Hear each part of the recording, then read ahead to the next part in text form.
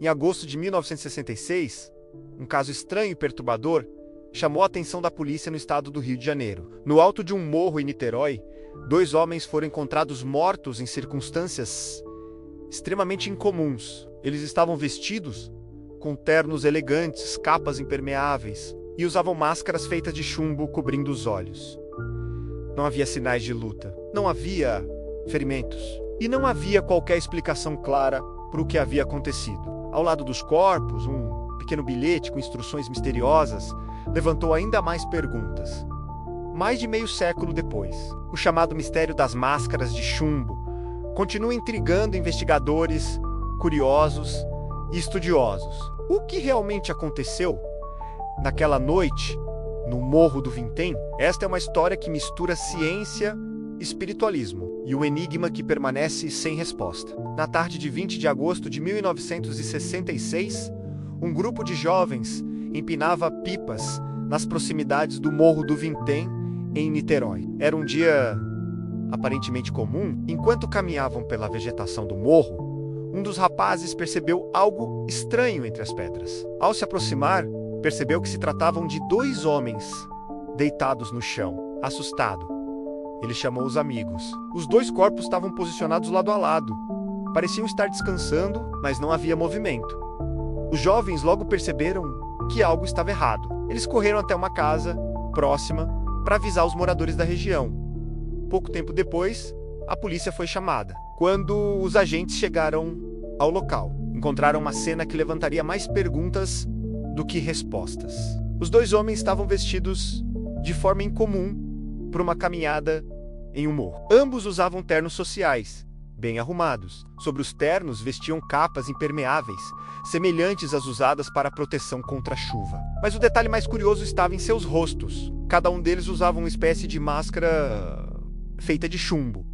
As máscaras eram simples, moldadas de forma artesanal e cobriam apenas a região dos olhos. Elas não possuíam aberturas para enxergar.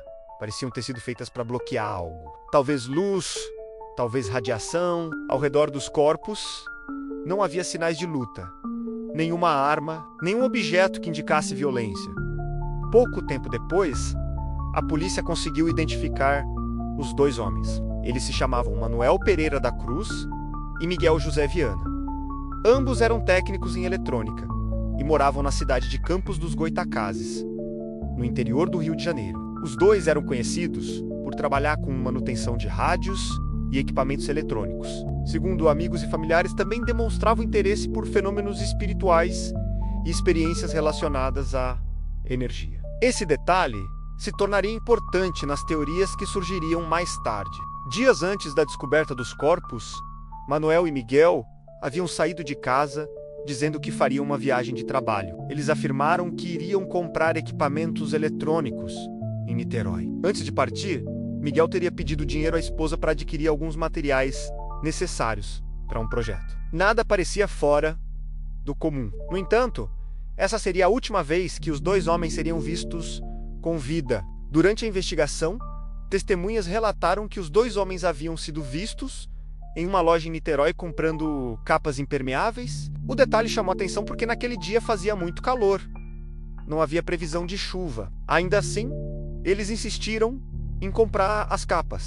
Segundo o vendedor, os 2 pareciam nervosos e demonstravam certa pressa. Ao examinar o local onde os corpos foram encontrados, a polícia descobriu algo ainda mais intrigante. Um pequeno bilhete. No papel estavam escritas instruções, aparentemente relacionadas a algum tipo de experimento. O texto dizia: 16h30, estar no local determinado. Las 6h30 de la tarde, ingerir cápsula. Após efeito, proteger metais. Aguardar, sinal máscara. O significado dessas palavras nunca foi totalmente compreendido. Que cápsula era essa? Que sinal eles estavam esperando? E por que precisariam usar máscaras de chumbo? Essas perguntas permanecem sem resposta até hoje. Os corpos foram levados para exame médico. Os investigadores esperavam encontrar algum indício claro da causa da morte, mas os resultados da autópsia foram frustrantes. Não havia ferimentos, não havia sinais de violência E devido ao estado de decomposição dos corpos, quando foram encontrados, não foi possível confirmar se os homens haviam ingerido alguma substância tóxica. O laudo oficial acabou registrando algo raro em investigações criminais: causa da morte indeterminada. Com o passar do tempo, diversas teorias começaram a surgir para tentar explicar o mistério. Algumas delas parecem plausíveis, outras beiram o inexplicável.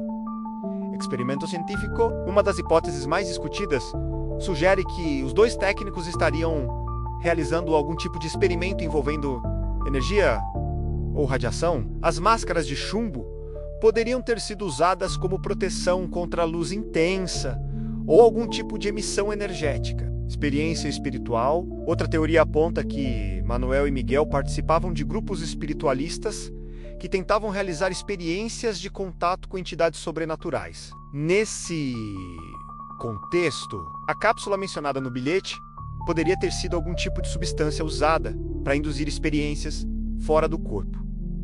Intoxicação também foi levantada. A hipótese de que os homens poderiam ter ingerido alguma substância tóxica de forma acidental ou experimental. No entanto, a ausência de provas concretas nunca permitiu confirmar essa possibilidade. Contato extraterrestre. Com o passar dos anos, surgiu também uma teoria mais controversa. Alguns acreditam que os dois homens estariam tentando estabelecer contato com objetos voadores não identificados. De acordo com essa hipótese, as máscaras teriam sido usadas para proteger os olhos de uma luz extremamente intensa. Embora essa teoria seja popular entre entusiastas do fenômeno UFO, ela nunca foi comprovada. Décadas se passaram desde aquela tarde em que os corpos foram encontrados no Morro do Vintém. O caso foi investigado, analisado, discutido, mas nenhuma conclusão definitiva foi alcançada. O que realmente aconteceu com Manuel Pereira da Cruz e Miguel José Viana? Estariam eles conduzindo um experimento perigoso, tentando alcançar algum tipo de experiência espiritual? Ou teriam se envolvido em algo que jamais foi completamente compreendido? O mistério das máscaras de chumbo continua sendo um dos casos mais estranhos da história brasileira. Dois homens, duas máscaras de chumbo, um bilhete enigmático e um enigma que permanece sem solução. Talvez a verdade tenha se perdido no tempo. Ou talvez ela ainda esteja esperando para ser descoberta, porque algumas histórias desaparecem com o tempo, mas outras se tornam vultos do passado.